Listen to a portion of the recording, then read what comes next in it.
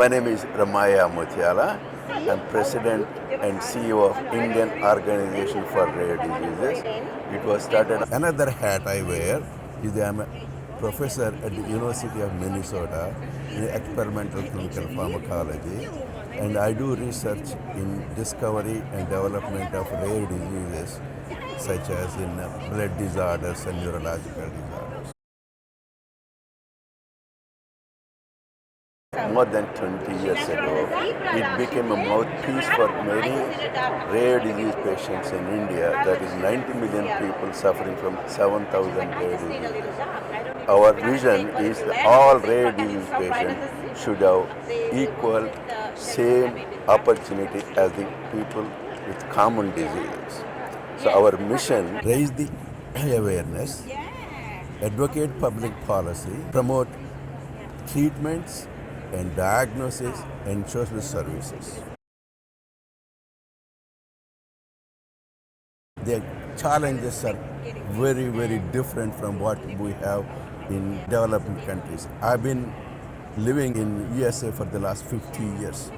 I can see the difference between what is happening in India, what is hearing here is completely different. I go to many of these seminars all over the world, but very few people really address the development or the required for the developing countries. This unfortunately, that's why it works. Say for example, we have 1/3 of rare disease population are just in India and China. Their needs are very little addressed in any other places. Not that they don't want it, but obviously their priorities is different. Developments are different. We don't have much resources as much as they have it. We have, other problems that you don't even know what they are. 60% of people still live in rural area.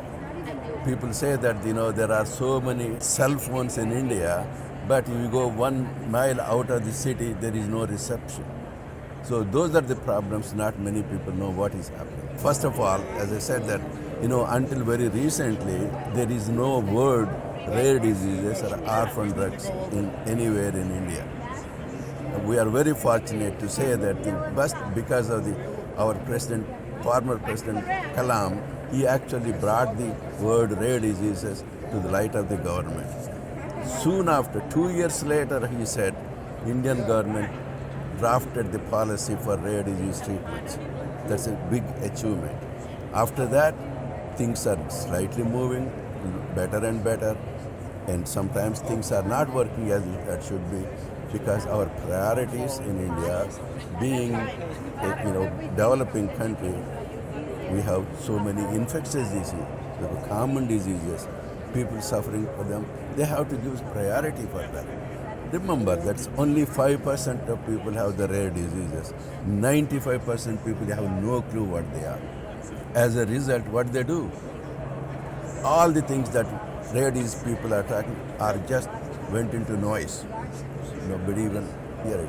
That's one of the things we want to achieve, is that we want to give the voice to the rare disease patients. And we believe that we are getting there, quite a bit of it. We are now talking to the industry. They are trying to do a lot of things for what we are asking. It takes time. As I said, that we have been working for the last 20 years. I do not know how long we do, but we want to get there. As I said, we want equal opportunities for rare disease patients. Because of that reason, now we are trying to include the rare diseases in the medical school curriculum. And as we speak, we are going to make it happen in the next year or two. Some universities are coming forward to learn about it. Earlier, not even we did a survey in about 3-4 years ago. We asked many of the experienced physicians, have we ever seen a rare disease patient?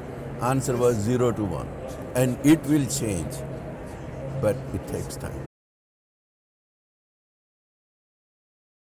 I think one of the things is that how we can make the medicine cheaper. And there is a lot of things are happening in this country. All the medicines are very, very expensive. How can we make them available for the people that we cannot afford it? I'm not asking them to give it for free. Become a rational, become a reasonable, how this can be made. For example, let's say that the drug is very expensive.